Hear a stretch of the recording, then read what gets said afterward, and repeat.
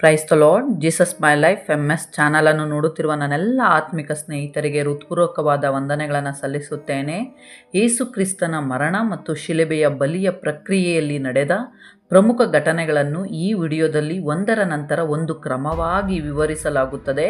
Bible ವಾಕ್ಯದ ಪ್ರಕಾರ ಗೆತ್ಸೆಮನೆ ತೋಟದಿಂದ ಗೋಲ್ಗತ್ತದವರೆಗೆ ನಡೆದ ಎಲ್ಲ ಘಟನೆಗಳನ್ನು ಸ್ಟೆಪ್ ಬೈ ಸ್ಟೆಪ್ ರೀತಿಯಲ್ಲಿ ತಿಳಿದುಕೊಳ್ಳೋಣ. ಇದಲ್ಲದೆ ಕ್ರಿಸ್ತನು ಶಿಲುಬೆಗೆ ಹೋಗುವಾಗ ನಡೆದ ದುಃಖದ ದಾರಿಯಲ್ಲಿ ಇರುವ 14 ಸ್ಟೇಷನ್ಗಳ ಕ್ರಮವನ್ನು ಸಹ ವಿವರಿಸಲಾಗುತ್ತದೆ. ಆದುದರಿಂದ ಈ ವಿಡಿಯೋವನ್ನು ಸಂಪೂರ್ಣವಾಗಿ ನೋಡಿರಿ. ಯೇಸು ಕ್ರಿಸ್ತನ ಪ್ರಾಣತ್ಯಾಗ ಮತ್ತು ಶಿಲುಬೆಯ ಬಲಿಯ ಅರ್ಥವನ್ನು ಸರಿಯಾಗಿ ತಿಳಿದುಕೊಳ್ಳೋಣ. ಯಾವ ಘಟನೆ ನಂತರ ಯಾವುದು ನಡೆದಿತು ಎಂಬುದನ್ನು ಸುಲಭವಾಗಿ ಅರ್ಥ ಮಾಡಿಕೊಳ್ಳಲು ಇದು ಸಹಾಯವಾಗುತ್ತದೆ. ಈ ಶಿಲುಬೆಯ ಬಲಿಯ ಆರಂಭ ಗೆತ್ಸೆಮನೆ ತೋಟದಲ್ಲೇ ಆರಂಭವಾಯಿತು. ಗೆತ್ಸೆಮನೆ ಎಂಬ ಸ್ಥಳವು ಒಲಿವ ಪರ್ವತದ ಕೆಳಭಾಗದಲ್ಲಿ ಯೆರೂಸಲೇಮ್ ದೇವಾಲಯದ ಪೂರ್ವ ಭಾಗದಲ್ಲಿರುವ ಪ್ರದೇಶವಾಗಿದೆ. ಯೇಸು ಕ್ರಿಸ್ತನು ಮರಣ ಹೊಂದಿದ ಸ್ಥಳವು ಗೋಲ್ಗತ್ತಾ. ಆದುದರಿಂದ ಗೆತ್ಸೆಮನೆ ತೋಟದಿಂದ ಗೋಲ್ಗತ್ತದವರೆಗೆ ನಡೆದ ಈ ಪ್ರಯಾಣವನ್ನು ನೋಡೋಣ.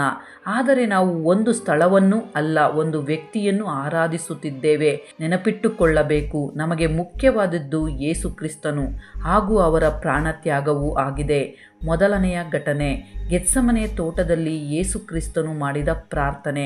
ಮತ್ತಾಯನು ಬರೆದ ಸುವಾರ್ತೆ 26ನೇ ಅಧ್ಯಾಯ 36-38ನೇ ವಾಕ್ಯದ ಪ್ರಕಾರ ಯೇಸು ತಮ್ಮ ಶಿಷ್ಯರೊಂದಿಗೆ ಗೆತ್ಸೆಮನೆ ತೋಟಕ್ಕೆ ಹೋಗಿ ಅಲ್ಲಲ್ಲಿ ಒಂಟಿಯಾಗಿ ಪ್ರಾರ್ಥಿಸಿದರು. 38ನೇ ವಾಕ್ಯದಲ್ಲಿ ಅವರ ಆತ್ಮವು ಮರಣದಷ್ಟು ದುಃಖದಿಂದ ತುಂಬಿತು ಎಂದು ಹೇಳಲಾಗಿದೆ. ಅಂದರೆ ಗೆತ್ಸೆಮನೆ ತೋಟದಲ್ಲೇ ಅವರು ತಮ್ಮ ಎದುರು ಬರಲಿರುವ ಕಷ್ಟದ ಆಳವನ್ನು ಅನುಭವಿಸಿದರು. ಅದಕ್ಕಾಗಿ ಅವರ ಬೆವರು ರಕ್ತದ ಹನಿಗಳಂತೆ ಬಿದ್ದಿತು. ಎರಡನೆಯ ಘಟನೆ, ಗೆತ್ಸೆಮನೆ ತೋಟದಲ್ಲೇ ಯೇಸು ಬಂಧಿಸಲ್ಪಟ್ಟರು. ಮತ್ತಾಯನು ಬರೆದ ಸುವಾರ್ತೆ 26ನೇ ಅಧ್ಯಾಯ 47ನೇ ವಾಕ್ಯದ ಪ್ರಕಾರ ಆತನು ಇನ್ನೂ ಮಾತನಾಡುತ್ತಿರಲು ಇಗೋ 12 ಮಂದಿ ಶಿಷ್ಯರಲ್ಲಿ ಒಬ್ಬನಾದ ಯೂದ ಸೈನಿಕರೊಂದಿಗೆ ಬಂದನು. ಅವನು ಯೇಸುವಿಗೆ ಮುದ್ದಿಟ್ಟು ಅವರನ್ನು ಹಿಡಿಯಲು ಸೂಚನೆ ಕೊಟ್ಟನು. ಶಿಷ್ಯರು ಇದನ್ನು ನೋಡಿ ಕೋಪಗೊಂಡರು. ಪೇತ್ರನು ತನ್ನ ಕತ್ತಿಯಿಂದ ಮಹಾಯಾಜಕನ ಸೇವಕನಾದ ಮಲ್ಕನ ಕಿವಿಯನ್ನು ಕತ್ತರಿಸಿದನು.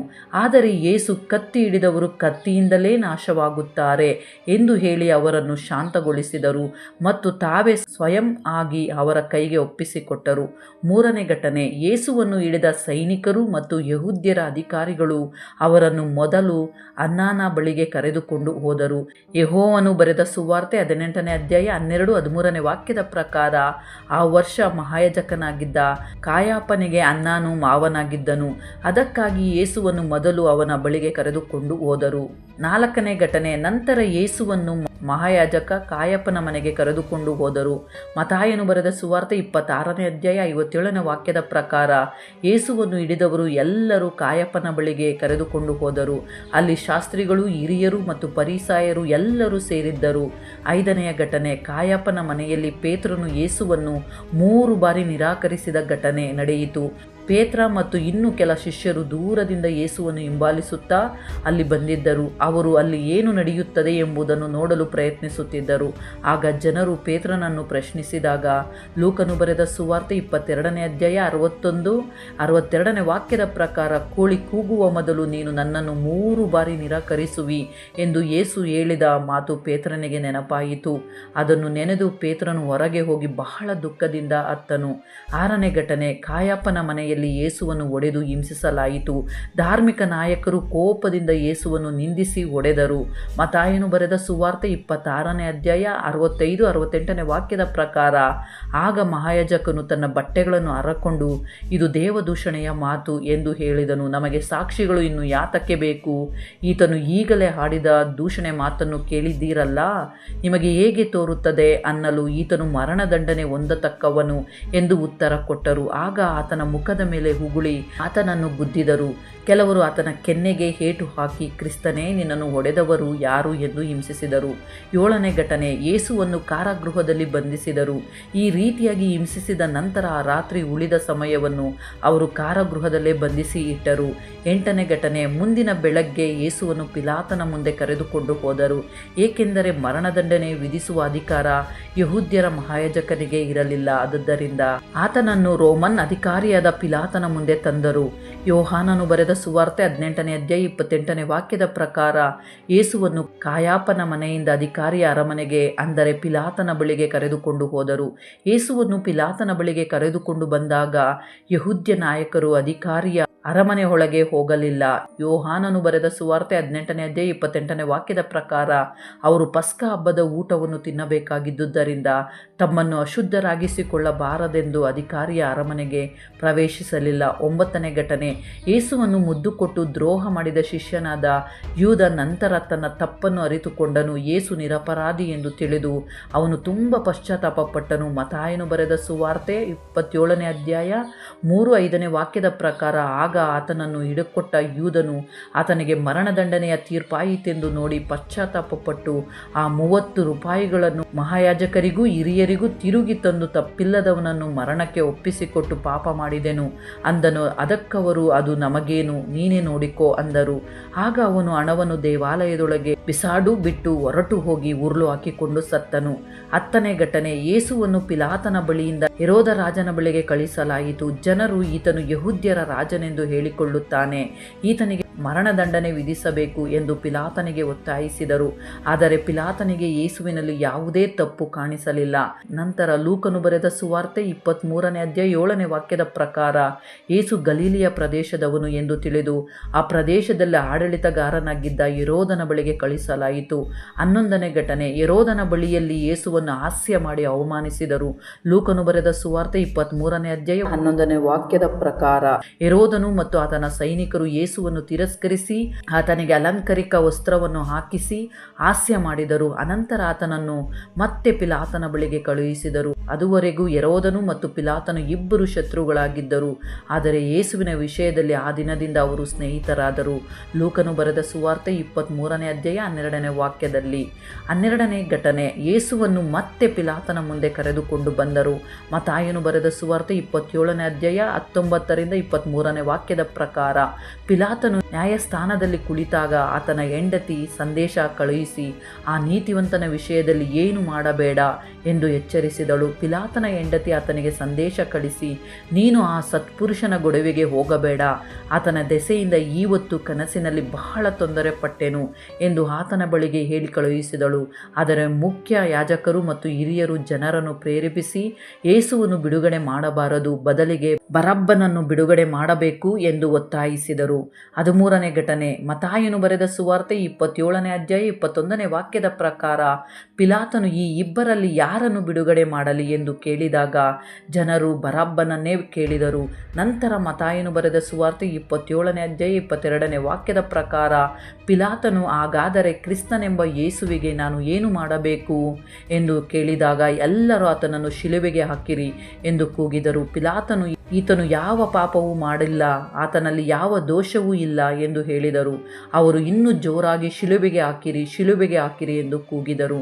14ನೇ ಘಟನೆ, ಆದ್ದರಿಂದ ಜನರನ್ನು ಶಾಂತಗೊಳಿಸಲು ಪಿಲಾತನು ಯೇಸುವನ್ನು ಹೊಡೆಯುವಂತೆ ಆದೇಶಿಸಿದನು. ಯೆಹೋವನು ಬರೆದ ಸುವಾರ್ತೆ 19ನೇ ಅಧ್ಯಾಯ 1ರಿಂದ 6ನೇ ವಾಕ್ಯದ ಪ್ರಕಾರ ಸೈನಿಕರು ಯೇಸುವಿಗೆ ಕೊರಡಗಳಿಂದ ಹೊಡೆದರು. ಅವರು ಮುಳ್ಳಿನ ಕಿರೀಟವನ್ನು ಮಾಡಿ ಆತನ ತಲೆಗೆ ಇಟ್ಟು ಊದಾ ಬಣ್ಣದ ವಸ್ತ್ರವನ್ನು ತೊಡಿಸಿದರು. ನಂತರ ಯಹೂದ್ಯರ ರಾಜನೇ, ನಿನಗೆ ವಂದನೆ ಎಂದು ಹಾಸ್ಯ ಮಾಡುತ್ತಾ ಆತನಿಗೆ ಹೊಡೆದರು, ಅವಮಾನಿಸಿದರು. 15ನೇ ಘಟನೆ, ಪಿಲಾತನು ಮತ್ತೆ ಹೊರಗೆ ಬಂದು ಜನರಿಗೆ, ನೋಡಿ, ನಾನು ಆತನನ್ನು ನಿಮ್ಮ ಬಳಿಗೆ ತರುತ್ತಿದ್ದೇನೆ, ಆತನಲ್ಲಿ ನನಗೆ ಯಾವುದೇ ದೋಷ ಕಾಣುತ್ತಿಲ್ಲ ಎಂದು ಹೇಳಿದರು.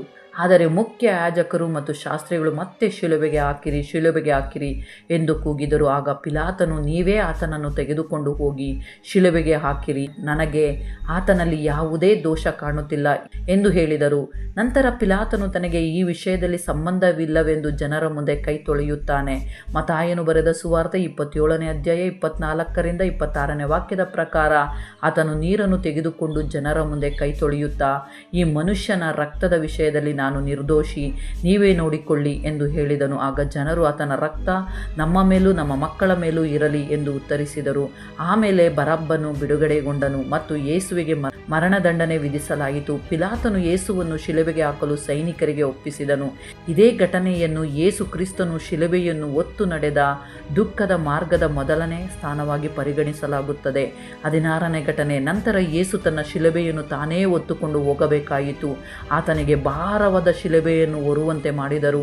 ಮುಳ್ಳಿನ ಕಿರೀಟವನ್ನು ತಲೆಗೆ ಇಟ್ಟು ಊದಾ ಬಣ್ಣದ ವಸ್ತ್ರವನ್ನು ತೊಡಿಸಿ ಆತನನ್ನು ಅವಮಾನಿಸುತ್ತಾ ಬೀದಿಗಳಲ್ಲಿ ನಡೆಸಿದರು. ದುರ್ಬಲವಾಗಿದ್ದ ಆತನ ದೇಹಕ್ಕೆ ಆ ಭಾರವಾದ ಶಿಲುಬೆಯನ್ನು ಹೊರುವಂತೆ ಮಾಡಿದರು. ನಂತರ ಆತನು ಮೊದಲ ಬಾರಿ ನೆಲಕ್ಕೆ ಬಿದ್ದು ಹೋದರು. ಯೇಸು ಕ್ರಿಸ್ತನು ಶಿಲುಬೆಯನ್ನು ಹೊತ್ತು ನಡೆದ ದುಃಖದ ಮಾರ್ಗದ 2ನೇ ಸ್ಥಾನವಾಗಿ ಪರಿಗಣಿಸಲಾಗುತ್ತದೆ. 17ನೇ ಘಟನೆ, ಯೇಸು ಕ್ರಿಸ್ತನು ಬಹಳ ಬಲಹೀನವಾದ ದೇಹದೊಂದಿಗೆ ಆ ಭಾರವಾದ ಶಿಲುಬೆಯನ್ನು ಹೊತ್ತುಕೊಂಡು ಹೋಗುವಾಗ ಮೊದಲ ಬಾರಿ ನೆಲಕ್ಕೆ ಬಿದ್ದು ಹೋದರು. ಈ ಘಟನೆಯನ್ನು ಯೇಸು ಕ್ರಿಸ್ತನು ಶಿಲುಬೆಯನ್ನು ಹೊತ್ತು ನಡೆದ ದುಃಖದ ಮಾರ್ಗದ 3ನೇ ಸ್ಟೇಷನ್ ಎಂದು ಪರಿಗಣಿಸಲಾಗುತ್ತದೆ. ಅನೇಕ ಹಿಂಸೆಗಳನ್ನು ಅನುಭವಿಸಿ ದೇಹದಿಂದ ಸಂಪೂರ್ಣವಾಗಿ ದುರ್ಬಲರಾದ ಯೇಸು ಆ ಭಾರವಾದ ಶಿಲುಬೆಯ ತೂಕವನ್ನು ತಾಳಲಾರದೆ ಮೊದಲ ಬಾರಿ ಬಿದ್ದರು. 18ನೇ ಘಟನೆ, ಯೇಸು ಕ್ರಿಸ್ತನು ತನ್ನ ತಾಯಿಯ ಮರಿಯಳನ್ನು ಭೇಟಿ ಮಾಡಿದ ಸಂದರ್ಭ. ಬೀದಿಯಲ್ಲಿ ಶಿಲುಬೆಯನ್ನು ಹೊತ್ತುಕೊಂಡು ಹೋಗುವಾಗ ಯೇಸು ಮರಿಯಳೊಂದಿಗೆ ಮಾತನಾಡಿದ ಘಟನೆಗೆ ಯೇಸು ಕ್ರಿಸ್ತನು ಶಿಲುಬೆಯನ್ನು ಹೊತ್ತು ನಡೆದ ದುಃಖದ ಮಾರ್ಗದ 4ನೇ ಸ್ಟೇಷನ್ ಎಂದು ಹೇಳುತ್ತಾರೆ. 19ನೇ ಘಟನೆ, ಕುರೇನೆ ಪಟ್ಟಣದ ಸಿಮೋನನು ಶಿಲುಬೆಯನ್ನು ಹೊತ್ತದ್ದು. ಯೇಸು ಕ್ರಿಸ್ತನು ತುಂಬ ಹೊಡೆತಗಳನ್ನು ಅನುಭವಿಸಿ ದೇಹದಿಂದ ಬಲಹೀನರಾಗಿದ್ದರಿಂದ ಅವರು ಶಿಲುಬೆಯನ್ನು ಹೊರುವುದಕ್ಕೆ ಕಷ್ಟವಾಗುತ್ತಿತ್ತು. ಆದುದರಿಂದ ಸೈನಿಕರು ಕುರೇನೆ ಪಟ್ಟಣದ ಸಿಮೋನನನ್ನು ಕರೆದು ಯೇಸುವಿನ ಶಿಲುಬೆಯನ್ನು ಹೊರುವಂತೆ ಮಾಡಿದರು. ಮತ್ತಾಯನು ಬರೆದ ಸುವಾರ್ತೆ 27ನೇ ಅಧ್ಯಾಯ 32ರಿಂದ 33ನೇ ವಾಕ್ಯದ ಪ್ರಕಾರ ಈ ಘಟನೆ ನಡೆದಿದೆ. ಇದನ್ನು ಯೇಸು ಕ್ರಿಸ್ತನು ಶಿಲುಬೆಯನ್ನು ಹೊತ್ತು ನಡೆದ ದುಃಖದ ಮಾರ್ಗದ 5ನೇ ಸ್ಟೇಷನ್ ಎಂದು ಕರೆಯುತ್ತಾರೆ. 20ನೇ ಘಟನೆ, ವೆರೋನಿಕಾ ಎಂಬ ಸ್ತ್ರೀ ಯೇಸುವಿನ ಮುಖವನ್ನು ಒರೆಸಿದ ಘಟನೆ. ಯೇಸು ಕ್ರಿಸ್ತನು ಹೋಗುತ್ತಿದ್ದಾಗ ಒಬ್ಬ ಸ್ತ್ರೀ ಒಂದು ಬಟ್ಟೆಯನ್ನು ತೆಗೆದುಕೊಂಡು ಆತನ ಮುಖವನ್ನು ಒರೆಸಲು ಮುಂದಾದಳು.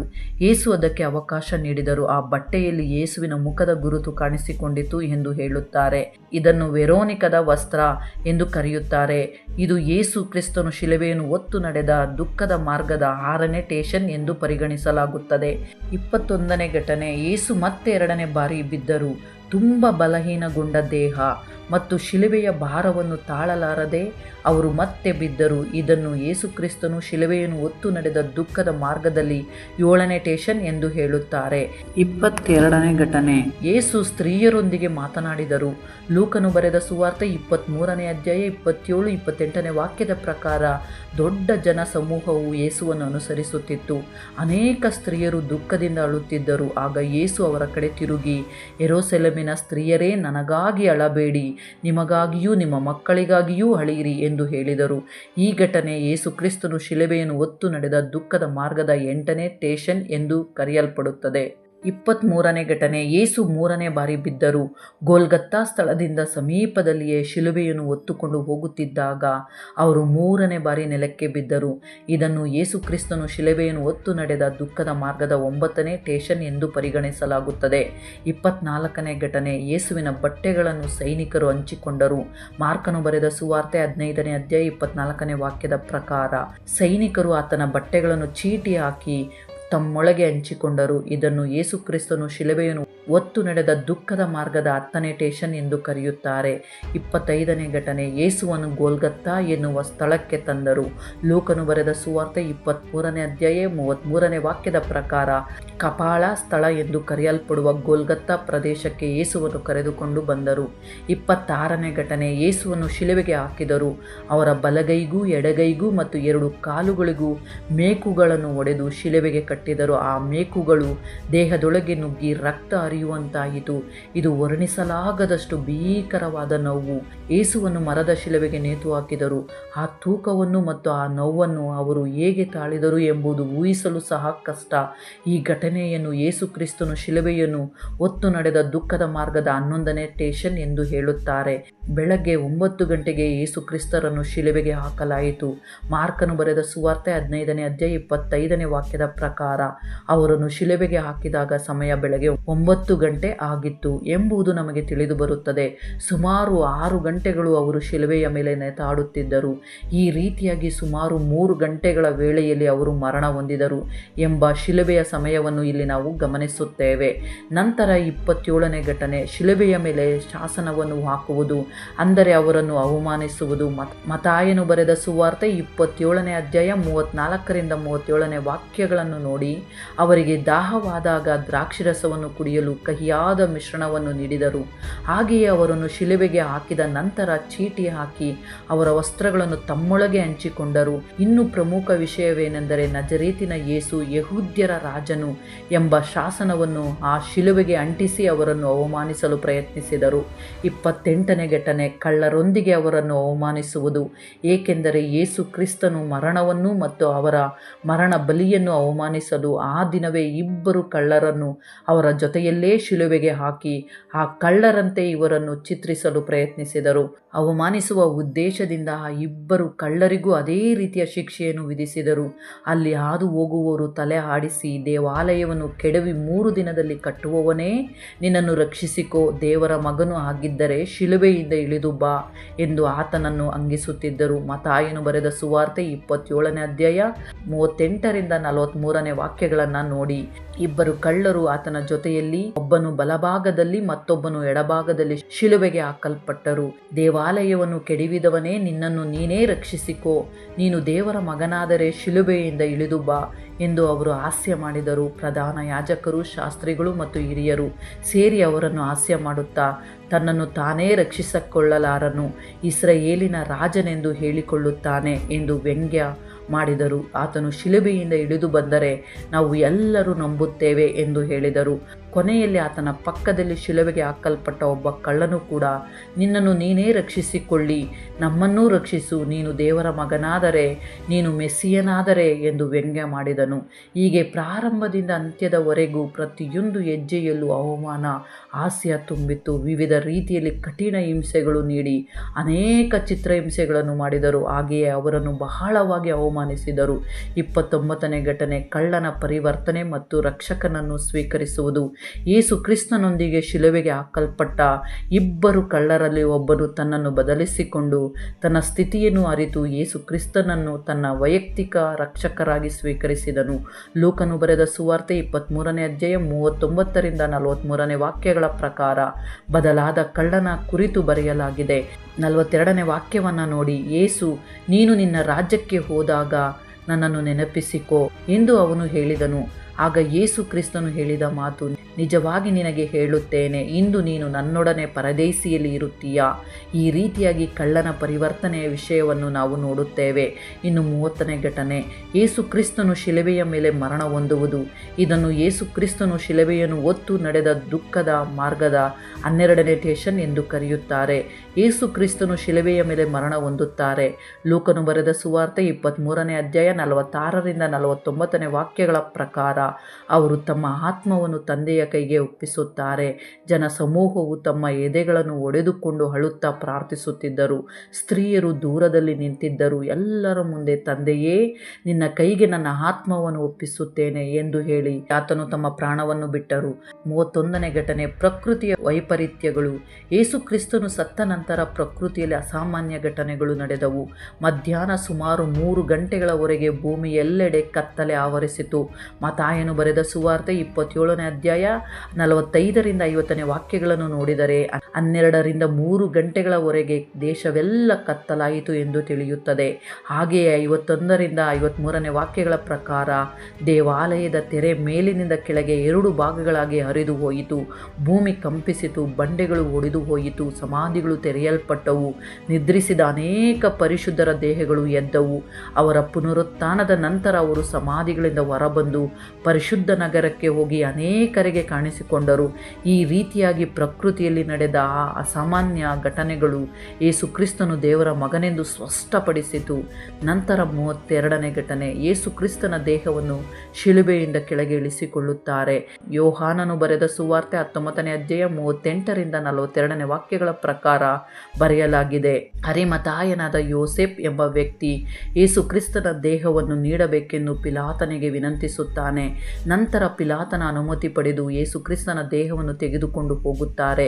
ಈ ಸಂದರ್ಭವನ್ನೇ ಯೇಸು ಕ್ರಿಸ್ತನು ಶಿಲುಬೆಯನ್ನು ಹೊತ್ತು ನಡೆದ ದುಃಖದ ಮಾರ್ಗದ 13ನೇ ಸ್ಟೇಷನ್ ಎಂದು ಕರೆಯುತ್ತಾರೆ. ಯೋಹಾನನು ಬರೆದ ಸುವಾರ್ತೆ 19ನೇ ಅಧ್ಯಾಯ 40ನೇ ವಾಕ್ಯದ ಪ್ರಕಾರ ಇದನ್ನು 13ನೇ ಸ್ಟೇಷನ್ ಎಂದು ಕರೆಯುತ್ತಾರೆ. 40ನೇ ವಾಕ್ಯವನ್ನು ನೋಡಿ, ಅವರು ಯೇಸು ಕ್ರಿಸ್ತರ ದೇಹವನ್ನು ತೆಗೆದುಕೊಂಡು ಬಂದು ಯಹೂದ್ಯರ ಸಮಾಧಿ ಆಚರಣೆಗಳ ಕ್ರಮದಂತೆ ಸುಗಂಧ ದ್ರವ್ಯಗಳೊಂದಿಗೆ ನಾರು ಬಟ್ಟೆಗಳಿಂದ ಸುತ್ತಿದರು. ಆತನನ್ನು ಶಿಲುಬೆಗೆ ಹಾಕಲ್ಪಟ್ಟ ಸ್ಥಳದಲ್ಲಿ ಒಂದು ತೋಟವಿತ್ತು.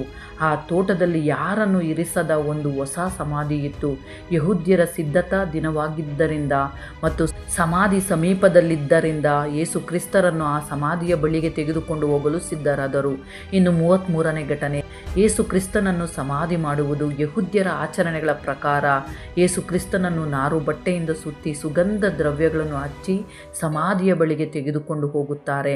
ಮತ್ತಾಯನು ಬರೆದ ಸುವಾರ್ತೆ 27ನೇ ಅಧ್ಯಾಯ 65ರಿಂದ 66ನೇ ವಾಕ್ಯಗಳನ್ನು ನೋಡಿದರೆ ಯೇಸು ಕ್ರಿಸ್ತನನ್ನು ಅವರು ಸಮಾಧಿ ಮಾಡುತ್ತಾರೆ. ಪಿಲಾತನು ಅವರಿಗೆ, ಕಾವಲುಗಾರನನ್ನು ತಕ್ಕೊಳ್ಳಿ, ಹೋಗಿ ನಿಮಗೆ ತಿಳಿದ ಹಾಗೆ ಭದ್ರ ಮಾಡಿ ಕಾಯಿರಿ ಎಂದು ಹೇಳಲಾಗಿ ಅವರು ಕಾವಲುಗಾರರೊಂದಿಗೆ ಆ ಕಲ್ಲಿಗೆ ಮುದ್ರೆ ಹಾಕಿ ಸಮಾಧಿಯನ್ನು ಭದ್ರ ಮಾಡಿದರು. ಈ ಸಮಾಧಿ ಕಾರ್ಯಕ್ರಮವನ್ನೇ ಯೇಸು ಕ್ರಿಸ್ತನು ಶಿಲುಬೆಯನ್ನು ಹೊತ್ತು ನಡೆದ ದುಃಖದ ಮಾರ್ಗದ 14ನೇ ಟೇಷನ್ ಎಂದು, ಕೊನೆಯ ಟೇಷನ್ 14ನೇ ಟೇಷನ್ ಎಂದು ನೋಡುತ್ತಾರೆ. ಈ ರೀತಿಯಾಗಿ ಈ 33 ಪಾಯಿಂಟುಗಳು ಕೂಡ ಯೇಸು ಕ್ರಿಸ್ತನ ಮರಣ ವಿಧಾನವನ್ನು, ಆತನ ಪ್ರಾಣ ತ್ಯಾಗವನ್ನು, ಶಿಲುಬೆಯ ತ್ಯಾಗವನ್ನು ತಿಳಿಸುತ್ತವೆ. 33 ವರ್ಷಗಳ ಜೀವನವನ್ನು ಪ್ರತಿನಿಧಿಸುವಂತಿದೆ. 33 ಪಾಯಿಂಟ್ಗಳ ಮೂಲಕ ಅವರ ಶಿಲುಬೆಯ ಬಲಿದಾನ ನಡೆದಿದೆ. 33 ವರ್ಷಗಳ ಯೇಸು ಕ್ರಿಸ್ತನ ಈ 33 ಪಾಯಿಂಟ್ಗಳ ಮೂಲಕ ಮರಣ ಬಲಿಯನ್ನೇ ಸ್ವೀಕರಿಸಿದರು. ಅದರ ನಂತರ 3ನೇ ದಿನ ಸಮಾಧಿಯಿಂದ ಮೃತರೊಳಗಿಂದ ಎದ್ದು ಪಾಪದ ಮೇಲೆ ಜಯವನ್ನು, ಮರಣದ ಮೇಲೆ ಜಯವನ್ನು ಕೂಡ ಅವರು ಗೆದ್ದು ತೋರಿಸಿದರು. 1ನೇ ಕೊರಿಂಥದವರಿಗೆ ಬರೆದ ಪತ್ರಿಕೆ 15ನೇ ಅಧ್ಯಾಯ 3ರಿಂದ 8ನೇ ವಾಕ್ಯಗಳನ್ನು ನೋಡಿ. ಆ ವಾಕ್ಯಗಳ ಪ್ರಕಾರ ಪಾಪಗಳ ನಿಮಿತ್ತವಾಗಿ ಅವರು ಸತ್ತರು, ಸಮಾಧಿ ಮಾಡಲ್ಪಟ್ಟರು. ಶಾಸ್ತ್ರಗಳ ಪ್ರಕಾರ 3ನೇ ದಿನ ಎದ್ದರು. ಅವರು ಪೇತ್ರನಿಗೆ ಕಾಣಿಸಿಕೊಂಡರು, 12 ಮಂದಿಗೆ ಕಾಣಿಸಿಕೊಂಡರು, ಇನ್ನು ಅನೇಕರಿಗೆ ಕಾಣಿಸಿಕೊಂಡರು, 500 ಮಂದಿಗೂ ಕಾಣಿಸಿಕೊಂಡರು, ಇನ್ನು ಅನೇಕರಿಗೂ ಕಾಣಿಸಿಕೊಂಡರು. ಈ ರೀತಿಯಾಗಿ ಯೇಸು ಕ್ರಿಸ್ತನು ಮರಣವನ್ನು ಗೆದ್ದು ಎದ್ದ ವಿಷಯವನ್ನು ನಾವು ನೋಡುತ್ತೇವೆ. ಈ ರೀತಿಯಾಗಿ 33 ವರ್ಷಗಳಲ್ಲಿ ಅವರು ಮಾಡಿದ ಸೇವೆ ಅಷ್ಟೊಂದು ಮಹತ್ವವಾದದ್ದು. ಈ 33 ಪಾಯಿಂಟುಗಳು ಅವರ ಮರಣ ಬಲಿಯನ್ನು ಕ್ರಮವಾಗಿ ತಿಳಿಸುತ್ತವೆ. ಯೇಸು ಕ್ರಿಸ್ತನು ಕನಿಷ್ಠ 3 ಬಾರಿ ಹೊಡೆತಗಳನ್ನು ಅನುಭವಿಸಿದರು, ಕನಿಷ್ಠ 3 ಬಾರಿ ಕೆಳಗೆ ಬಿದ್ದರು. ಅವರ ದೇಹ ಬಹಳವಾಗಿ ಗಾಯಗೊಂಡಿತ್ತು, ತುಂಬ ದುರ್ಬಲವಾಯಿತು. ಅವರ ದೇಹದಲ್ಲಿ ರಕ್ತದ ಒಂದು ಹನಿಯೂ ಉಳಿಯದಂತೆ ಸಂಪೂರ್ಣವಾಗಿ ಹರಿದು ಹೋಯಿತು. ಅವರು ಶಿಲುಬೆಯನ್ನು ಕೂಡ ಹೊರುವ ಸ್ಥಿತಿಯಲ್ಲಿರಲಿಲ್ಲ ಎಂಬುದನ್ನು ನಾವು ನೋಡುತ್ತೇವೆ. ನಮಗಾಗಿ ಅವರು ದೇಹಾತ್ಮಕವಾಗಿಯೂ ಆತ್ಮೀಯವಾಗಿಯೂ ದುಃಖಪಟ್ಟರು. ದೇಹಾತ್ಮಕ ಕಷ್ಟಗಳಿಗಿಂತ ಆತ್ಮೀಯ ಕಷ್ಟಗಳು ಇನ್ನಷ್ಟು ಹೆಚ್ಚಾಗಿದ್ದವು. ಅದಕ್ಕಾಗಿಯೇ ಗೆತ್ಸಮನೆ ತೋಟದಲ್ಲಿ ಅವರ ಪ್ರಾರ್ಥನೆಯನ್ನು ನೋಡಿದರೆ ನಮಗೆ ಅರ್ಥವಾಗುತ್ತದೆ.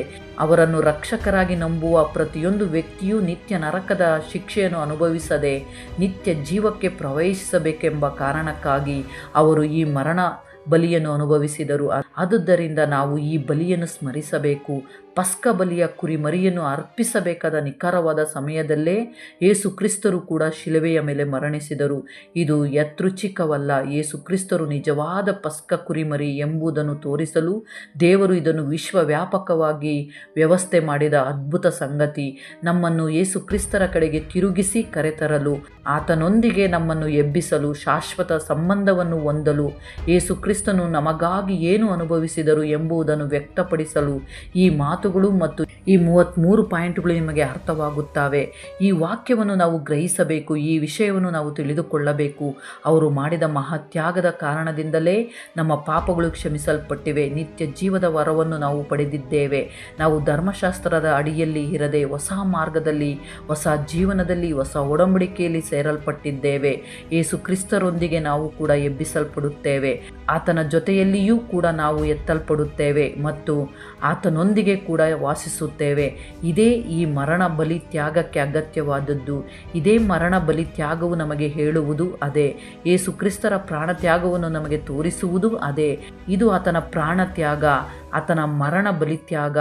ಈ ಎಲ್ಲ ವಿಷಯಗಳು ನಿಮಗೆ ಚೆನ್ನಾಗಿ ಸ್ಪಷ್ಟವಾಗಿ ಅರ್ಥವಾಗಿದೆ ಎಂದು ನಾನು ಭಾವಿಸುತ್ತೇನೆ. ಇದು ಈ ವಿಡಿಯೋದಲ್ಲಿರುವ ವಿಷಯ. ಪ್ರತಿಯೊಂದು ಪಾಯಿಂಟು ಕೂಡ ಕ್ರಮವಾಗಿ ನಿಮಗೆ ಸ್ಪಷ್ಟವಾಗಿ ಅರ್ಥವಾಗಿದೆ ಎಂದು ನಾನು ಭಾವಿಸುತ್ತೇನೆ. ನಿಮಗೆ ಇಷ್ಟವಾದರೆ ಖಂಡಿತವಾಗಿ ಲೈಕ್ ಮಾಡಿ. ಒಳ್ಳೆಯ ವಿಷಯವನ್ನು, ದೇವರ ಸತ್ಯವನ್ನು, ದೇವರ ಪ್ರಾಣ ತ್ಯಾಗವನ್ನು ನಿಮಗೆ ಇಷ್ಟವಾದರೆ ಇತರರಿಗೂ ಕೂಡ ಶೇರ್ ಮಾಡಿ. ಮೊದಲು ಲೈಕ್ ಮಾಡಿ. ಯೇಸು ಕ್ರಿಸ್ತನ ಪ್ರಾಣ ತ್ಯಾಗ ನಮ್ಮೆಲ್ಲರಿಗೂ ರಕ್ಷಣೆಯನ್ನು ತಂದಿದೆ. ಬಂದಿದೆ. ಅಂತಹ ಅದ್ಭುತ ವಿಷಯಗಳನ್ನು, ಆತನ ಅದ್ಭುತ ಸಂಗತಿಗಳನ್ನು ನಾವು ಇನ್ನೂ ಅನೇಕ ಬಾರಿ ಮಾತನಾಡಬೇಕು, ಅವುಗಳ ಬಗ್ಗೆ ಇನ್ನೂ ಅನೇಕ ಬಾರಿ ಪ್ರಕಟಿಸಬೇಕು. ಅಂತಹ ಅದ್ಭುತ ವಿಷಯವನ್ನು ಹಂಚಿಕೊಳ್ಳುತ್ತಿರುವುದಕ್ಕೂ ಅವರ ಪ್ರಾಣ ತ್ಯಾಗವನ್ನು ಧ್ಯಾನಿಸುತ್ತಿರುವುದಕ್ಕೂ ನಾವು ಧನ್ಯರು. ಈ ವಿಡಿಯೋ ನಿಮಗೆ ಇಷ್ಟವಾಗಿದ್ದರೆ ಅನೇಕರಿಗೂ ಶೇರ್ ಮಾಡಿರಿ, ಲೈಕ್ ಮಾಡಿರಿ, ಸಬ್ಸ್ಕ್ರೈಬ್ ಮಾಡಿಕೊಳ್ಳಿರಿ. ಮತ್ತೊಂದು ಅದ್ಭುತವಾದ ಅಂಶದೊಂದಿಗೆ ಮತ್ತೆ ನಿಮ್ಮ ಬಳಿಗೆ ಬರಲು ಪ್ರಯತ್ನ ಮಾಡುತ್ತೇನೆ. ಸರ್ವಶಕ್ತ ದೇವರ ಮಹಾಕೃಪೆಯು ನಿಮ್ಮೆಲ್ಲರೊಂದಿಗೆ ಸದಾ ಇದ್ದು ನಮ್ಮನ್ನು ಕಾಪಾಡಿ ನಡೆಸಿ ಬಲಪಡಿಸಲಿ. ಆಮೇನ್.